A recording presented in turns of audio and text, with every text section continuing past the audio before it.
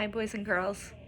Most of you listened to me read Wonder on our Zoom today, but for the rest of you who need to hear it, this is the last of Wonder that I will be reading. Tomorrow, no, I'm not going to tell you that. You'll see tomorrow what our surprise is. Take your seats, everyone. Jack and I walked right behind a couple of sixth graders into the building and then followed them to the auditorium.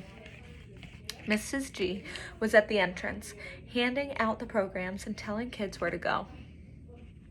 Fifth graders down the aisle to the left and sixth graders to the right. Everyone, come in, come in. Good morning. Go to your staging areas. Fifth graders to the left, sixth grade to the right. The auditorium was huge inside. Big sparkly chandeliers, red velvet walls, rows and rows and rows of cushioned seats leading up to the giant stage. We walked down the wide aisle and followed the signs to the fifth grade staging area, which was in a big room to the left of the stage. Inside were 4 rows of folding chairs facing the front of the room, which is where Ms. Rubin was standing, waving us in as soon as we walked in the room. Okay, kids, take your seats, she was saying, pointing to the rows of chairs. Don't forget, you're sitting alphabetically. Come on, everybody, take your seats. Not too many kids had arrived yet, though, and the ones who weren't listening to her. Me and Jack were sword fighting with our rolled up programs. Hey guys, it was Summer walking over to us. She was wearing a light pink dress and I think a little makeup. Wow, Summer, you look awesome, I told her, because she really did. Really? Thanks, you do too, Augie. Yeah, you look okay, Summer, said Jack kind of matter-of-factly, and for the first time I realized that Jack had a crush on her. This is so exciting, isn't it? Said Summer. Yeah, kind of, I answered, nodding. Oh man, look at this program, said Jack, scratching his forehead. We're gonna be here all freaking day. I looked at my program. Headmaster's opening remarks, middle school director's address, Light and Day Middle School Choir, 5th grade student commencement address, Jimena Chin, Patchel Bell, Canon in D, Middle School Chamber Music Ensemble, 6th grade student commencement address, Mark Antoniak, Under Pressure, Middle School Choir, Middle School Dean's address, Miss Jennifer Rubin, awards presentation, and roll call of names. Why do you think that? I asked. Because Mr. Jansen's speeches go on forever, said Jack. He's even worse than Tishman. My mom said she actually dozed off when he spoke last year, Summer added. What's the awards presentation? I asked. That's where they give medals to the biggest brainiacs, Jack answered, which would mean Charlotte and Jimena will win everything in 5th grade, just like Charlotte won everything in 4th grade and in 3rd grade. Not in the 2nd grade, I laughed. They didn't give those awards out in the 2nd grade, he answered. Maybe you'll win this year, I joked. Not unless they give awards to the most C's, he laughed. Everybody, take your seats. Miss Rubin started yelling louder now, like she was getting annoyed that nobody was listening. We have a lot to get through, so take your seats. Don't forget, you're sitting in alphabetical order. A through G is in the first row, H through N in the second row, O through Q in the third row, R through Z is the last row. Let's go, people. We should go sit down, said Summer, walking toward the front section. You guys are definitely coming over my house after this, right? I called out after her. Definitely, she said, taking her seat next to Jimena Chin. Dude, when did Summer get so hot? Jack muttered in my ear. Shut up, dude, I said, laughing, as we headed toward the 3rd row. Seriously, when did that happen? He whispered, taking the seat next to me. Mr. Will, Miss Rubin shouted. Last time I checked, W came between R and Z, yes? Jack looked at her blankly. Dude, you're in the wrong row, I said. I am?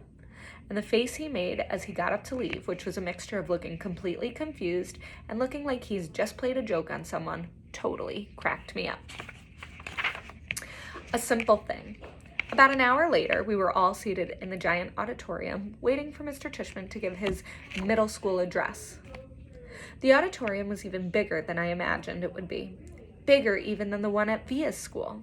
I looked around, and there must have been 1 million people in the audience. Okay, maybe not 1 million, but definitely a lot. Thank you, Headmaster Jansen, for those very kind words of introduction, said Mr. Tishman, standing behind the podium on the stage as he talked into the microphone. Welcome, my fellow teachers and members of the faculty. Welcome, parents and grandparents, friends and honored guests, and most especially, welcome to my 5th and 6th grade students. Welcome to the Beecher Prep Middle School graduation ceremonies. Everyone applauded. Every year, continued Mr. Tishman, reading from his notes with his reading glasses way down on the tip of his nose, I am charged with writing 2 commencement addresses, one for the 5th and 6th grade graduation ceremony today, and one for the 7th and 8th grade ceremony that will take place tomorrow.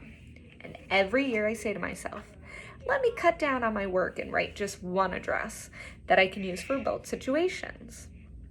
Seems like it shouldn't be such a hard thing to do, right? And yet each year I still end up writing 2 different speeches, no matter what my intentions, and I finally figured out why this year. It's not, as you might assume, simply because tomorrow I'll be talking to an older crowd with a middle school experience that is largely behind them, whereas your middle school experience is largely in front of you. No, I think it has to do more with this particular age that you are right now. This particular moment in your lives that even after 20 years of my being around students this age still moves me. Because you're at the cusp, kids. You're at the edge between childhood and everything that comes after. You're in transition. We are all gathered here together, Mr. Tishman continued, taking off his glasses and using them to point to all of us in the audience. All your families, friends, and teachers to celebrate not only your achievements of the past year, Beecher Middle Schoolers, but your endless possibilities. When you reflect on this past year, I want you all to look at where you are now and where you've been. You've all gotten a little taller, a little stronger, a little smarter, I hope. Here, some people in the audience chuckled. But the best way to measure how much you've grown isn't by inches or the number of laps you can now run around the track, or even your grade point average, though those things are important to be sure. It's what you've done with your time, how you've chosen to spend your days, and whom you've touched this year.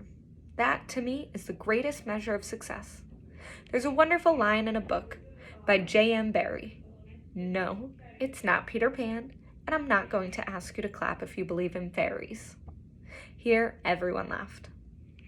But in another book by J.M. Barrie called The Little White Bird, he writes, he started flipping through a small book on the podium until he found the page he was looking for, and then he put on his reading glasses. Shall we make a new rule of life? Always to try to be a little kinder than necessary. Here, Mr. Tishman looked up at the audience. Kinder than is necessary, he repeated. What a marvelous line, isn't it? Kinder than is necessary. Because it's not enough to be kind. One should be kinder than needed. Why I love that line, that concept, is that it reminds me that we carry with us as human beings not just the capacity to be kind, but the very choice of kindness. And what does that mean? How is that measured? You can't use a yardstick. It's like I was saying just before. It's not like measuring how much you've grown in a year. It's not exactly quantifiable, is it? How do we know we've been kind? What is being kind anyway? He put on his reading glasses again and started flipping through another small book. There's another passage in a different book I'd like to share with you, he said. If you'll bear with me while I find it. Here we go. In Under the Eye of the Clock by Christopher Nolan, the main character is a young man who is facing some extraordinary challenges. There's this one part where someone helps him, a kid in his class. On the surface, it's a small gesture, but to this young man, whose name is Joseph, it's, well, if you'll permit me, he cleared his throat and read from the book. It was at moments such as these that Joseph recognized the face of God in human form. It glimmered in their kindness to him. It glowed in their keenness. It hinted in their caring. Indeed, it caressed in their gaze. He paused and took off his reading glasses again. It glimmered in their kindness to him, he repeated, smiling. Such a simple thing. Kindness. Such a simple thing. a nice word of encouragement given when needed, an act of friendship, a passing smile. He closed the book, put it down, and leaned forward on the podium. Children, what I want to impart to you today is an understanding of the value of that simple thing called kindness. And that's all I want to leave you with today. I know I'm kind of infamous for my verbosity. Here, everybody laughed again. I guess he knew he was known for his long speeches. But what I want you, my students, to take away from your middle school experience, he continued, is the sure knowledge that in the future you make yourselves anything is possible. If every single person in this room made it a rule that wherever you are, whenever you can, you will try to act a little kinder than is necessary, the world really would be a better place. And if you do this, if you act just a little kinder than is necessary, someone else, somewhere, someday, may recognize in you, in every single one of you, the face of God. He paused and shrugged. Or whatever politically correct spiritual representation of universal goodness you happen to believe in, he added quickly, smiling, which got a lot of laughs and loads of applause, especially from the back of the auditorium where the parents were sitting. Awards. I liked Mr. Tishman's speech, but I have to admit, I kind of zoned out a little during some of the other speeches. I tuned in again as Miss Rubin started reading off the names of the kids who had made the high honor roll, because we were supposed to stand up when our names were called. So I waited and listened for my name as she went down the list alphabetically. Reed Kingsley, Maya Markowitz, August Pullman. I stood up. Then, when she finished reading off the names, she asked us all to face the audience and take a bow, and everyone applauded. I had no idea where in that huge crowd my parents might be sitting. All I could see were the flashes of light from people taking photos and parents waving at their kids. I pictured Mom waving at me from somewhere even though I couldn't see her. Then Mr. Tishman came back to the podium to present the medals for academic excellence. And Jack was right. Jimena Chin won the gold medal for overall academic excellence in 5th grade. Charlotte won the silver. Charlotte also won a gold for music. Amos won the medal for overall excellence in sports, which I was really happy about because ever since the nature retreat, I considered Amos to be like one of my best friends in school. But I was really, really thrilled when Mr. Tishman called out Summer's name for the gold medal in creative writing. I saw Summer put her hand over her mouth when her name was called. And when she walked up onto the stage, I yelled, "Woohoo, go Summer!" as loudly as I could, though I don't think she heard me. After the last name was called, all the kids who just won awards stood next to each other on stage. And Mr. Tishman said to the audience, "Ladies and gentlemen, I am very honored to present to you this year's Beecher Prep School Scholastic Achievers. Congratulations to you all." I applauded as the kids on stage bowed. I was so happy for Summer. "The final award this morning," said Mr. Tishman after the kids on stage had returned to their seats, "is the Henry Ward Beecher Medal to honor students who have been notable or exemplary in certain areas throughout the school year. Typically, this medal has been our way of acknowledging volunteerism or service to the school." I immediately figured Charlotte would get this medal because she organized the coat drive this year, so I kind of zoned out a bit again. I looked at my watch, 10:56. I was getting hungry for lunch already. Henry Ward Beecher was, of course, the 19th century abolitionist and fiery sermonizer of human rights, for human rights, after whom this school was named, Mr. Tishman was saying when I started paying attention again. While reading up on his life in preparation for this award, I came upon a passage that he wrote that seemed particularly consistent with the themes I touched on earlier, themes I've been ruminating upon all year long. Not just the nature of kindness, but the nature of one's kindness, the power of one's friendship, the test of one's character, the strength of one's courage. And here, the weirdest thing happened. Mr. Tishman's voice cracked a bit, like he got all choked up. He actually cleared his throat and took a big sip of water. I started paying attention, for real now, to what he was saying. The strength of one's courage, he repeated quietly, nodding and smiling. He held up his right hand like he was counting off. Courage, kindness, friendship, character. These are the qualities that define us as human beings and propel us, on occasion, to greatness. And this is what the Henry Ward Beecher Medal is about, recognizing greatness. But how do we do that? How do we measure something like greatness? Again, there's no yardstick for that kind of thing. How do we even define it? Well, Beecher actually had an answer for that. He put his reading glasses on again, leafed through a book, and started to read. Greatness, wrote Beecher, lies not in being strong, but in the right use of strength. He is the greatest whose strength carries up the most hearts. And again, out of the blue, he got all choked up. He put his 2 index fingers over his mouth for a second before continuing. He is the greatest, he finally continued, whose strength carries up the most hearts by the attraction of his own. Without further ado, this year I am very proud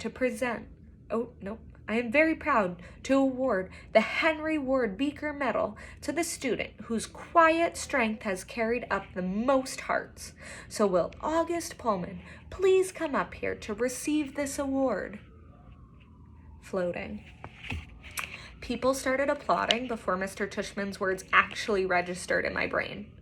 I heard Maya, who was next to me, give a little happy scream when she heard my name, and Miles, who was on the other side of me, patted my back. Stand up, get up, said kids all around me, and I felt lots of hands pushing me upward out of my seat, guiding me to the edge of the row, patting my back, high-fiving me. Way to go, Augie. Nice going, Augie.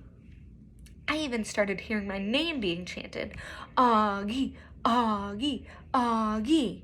I looked back and saw Jack leading the chant, fist in the air, smiling and signaling for me to keep going. And Amos shouting through his hands, woohoo, little dude! Then I saw Summer smiling as I walked past her row. And when she saw me look at her, she gave me a secret little thumbs up and mouthed a silent, cool beans. I laughed and shook my head like I couldn't believe it. I really couldn't believe it. I think I was smiling. Maybe I was beaming. I don't know. As I walked up the aisle toward the stage, all I saw was a blur of happy, bright faces looking at me and hands clapping for me. And I heard people yelling things out at me. You deserve it, Augie. Good for you, Augie. I saw all my teachers in the aisle seats, Mr. Brown and Miss Petosa and Mr. Roach and Mrs. Adanabi and Nurse Molly and all the others, and they were cheering for me, woohooing and whistling. I felt like I was floating. It was so weird, like the sun was shining full force on my face and the wind was blowing. As I got closer to the stage, I saw Miss Rubin waving at me in the front row. And then next to her was Mrs. G, who was crying hysterically. A happy crying, smiling, and clapping the whole time. And as I walked up the steps to the stage, the most amazing thing happened. Everyone started standing up, not just the front rows, but the whole audience suddenly got up on their feet, whooping, hollering, clapping like crazy. It was a standing ovation. For me. I walked across the stage to Mr. Tishman, who shook my hand with both his hands and whispered at my ear, Well done, Augie. Then he placed a gold medal over my head just like they do in the Olympics and had me turn to face the audience.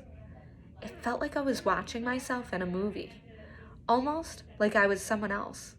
It was like the last scene in Star Wars Episode 4, A New Hope, when Luke Skywalker, Han Solo, and Chewbacca are being applauded for destroying the Death Star. I could almost hear the Star Wars theme music playing in my head as I stood on the stage. I wasn't even sure why I was getting this medal, really. No, that's not true. I knew why. It's like people you see sometimes, and you can't imagine what it would be like to be that person. Whether it's somebody in a wheelchair or somebody who can't talk, only I know that I'm that person to other people. Maybe to every single person in that whole auditorium. To me, though, I'm just me, an ordinary kid. But hey, if they want to give me a medal for being me, that's okay. I'll take it. I didn't destroy a Death Star or anything like that, but I did just get through the 5th grade. And that's not easy, even if you're not me. Pictures. Afterward, there was a reception for the 5th and 6th graders under a huge white tent in the back of the school. All the kids found their parents, and I didn't mind at all when Mom and Dad hugged me like crazy, or when Via wrapped her arms around me and swung me left and right about 20 times. Then Papa and Tata hugged me, and Aunt Kate and Uncle Po and Uncle Ben. Everyone kind of teary-eyed and wet-cheeked. But Miranda was the funniest. She was crying more than anyone, and squeezed me so tight that Via had to practically pry her off of me, which made them both laugh. Everyone started taking pictures of me and pulling out their flips, and then Dad got me, Summer, and Jack together for a group shot. We put our arms around each other's shoulders, and for the first time I can remember, I wasn't even thinking about my face. I was just smiling a big, fat, happy smile for all the different cameras clicking away at me. Flash, flash, click, click, smiling away as Jack's parents and Summer's mom started clicking. Then Reed and Maya came over, flash, flash, click, click. And then Charlotte came over and asked if she could take a picture with us. And we were like, sure, of course. And then Charlotte's parents were snapping away at our little group, along with everyone else's parents. And the next thing I knew, the 2 Maxes had come over, and Henry and Miles and Savannah. Then Amos came over, and Jimena. And we were all in this big tight huddle as parents clicked away like we were on a red carpet somewhere. Luca, Isaiah, Nino, Pablo, Tristan, Ellie. I lost track of who else came over. Everybody, practically. All I knew for sure is that we were all laughing and squeezing in tight against each other. And no one seemed to care if it was my face that was next to theirs or not. In fact, and I don't mean to brag here, but it kind of felt like everyone wanted to get close to me. The walk home. We walked to our house for cake and ice cream after the reception. Jack and his parents and his little brother Jamie, Summer, her mother, Uncle Po, Aunt Kate, Uncle Ben, Tata, Papa, Justin and Via, and Miranda, Mom and Dad. It was one of those great June days when the sky is completely blue and the sun is shining, but it isn't so hot that you wish you were on the beach instead. It was just the perfect day. Everyone was happy. I still felt like I was floating the Star Wars hero music in my head. I walked with Summer and Jack, and we just couldn't stop cracking up. Everything made us laugh. We were in that giggly kind of mood, where all someone has to do is look at you and you start laughing. I heard Dad's voice up ahead and looked up. He was telling everyone a funny story as they walked down Amesford Avenue. The grown-ups were all laughing, too. It was like Mom always said, Dad could be a comedian. I noticed Mom wasn't walking with the group of grown-ups, so I looked behind me. She was hanging back a bit, smiling to herself, like she was thinking of something sweet. She seemed happy. I took a few steps back and surprised her by hugging her as she walked. She put her arm around me and gave me a squeeze. Thank you for making me go to school, I said quietly. She hugged me close and leaned down and kissed the top of my head. Thank you, Augie, she answered softly. For what? For everything you've given us, she said, for coming into our lives, for being you.